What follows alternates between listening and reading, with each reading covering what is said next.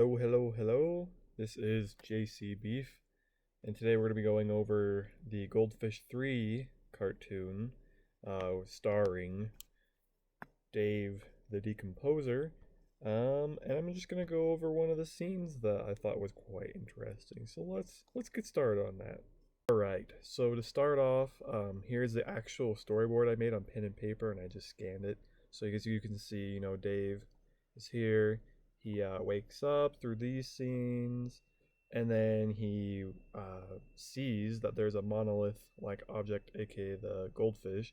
He gets scared, he starts shaking, he goes up to touch the box, he resists, and then he hits it, and then he pulls out the pocket knife, which is the focus of this kind of behind the scenes video. We'll see how I did that and kind of figured it out, and we'll get started on that.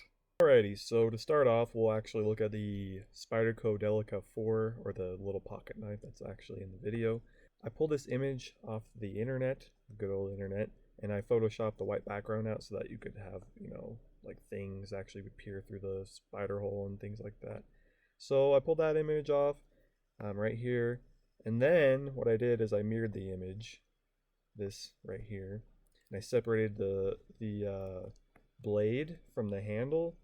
And then what I did after that is I put a little red dot on the blade so that you could see how this matches with this little part right here. And I'll show you a little bit more with the animation on how that actually works, because it's kind of hard to picture in your head.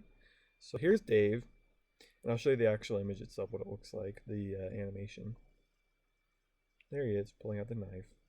So to do that, you can see, so I'm using the program Sketchbook Pro 7, the 7th edition, and it's pretty limited.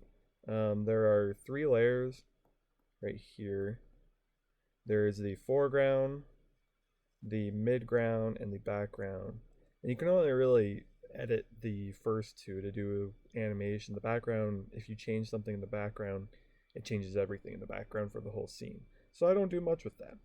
So what I did here is, moving through the frames, Dave is pulling out the knife. You can see that there in the foreground is the knife and Dave's in the background, so the knife's in the front like that.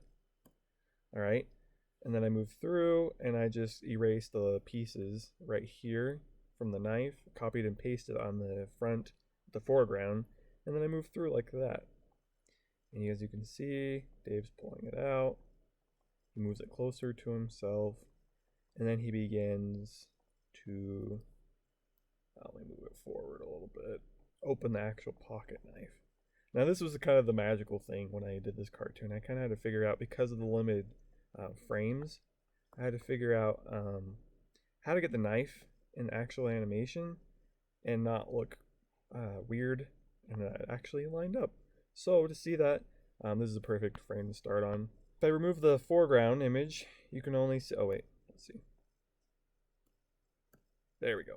You can see that the knife blade's actually right there, and like I said earlier, there's a little red dot to match it up with, I'm going to undo that, with the handle. See that? Pretty cool. And I just did that for every single frame. And there it is, like that. Other cool feature or detail that I added that I probably didn't mention, and that no one will probably ever notice, I'll get the background so you can see the contrast. So this is a real knife, pocket knife, like I said. I'll probably show a video like right now of what it looks like.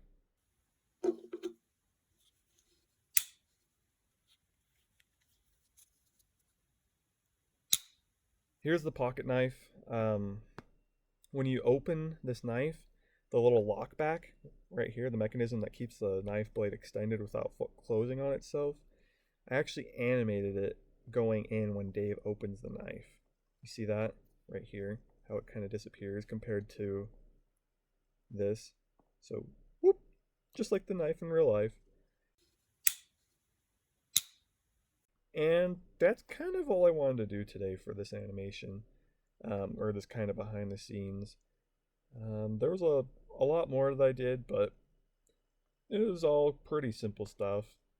I guess the other thing I can mention is I used to do kind of like a preliminary, if that's a word, sketch of the character. So I get like a lighter color, and then I go over it later with a dark color, obviously on a different layer.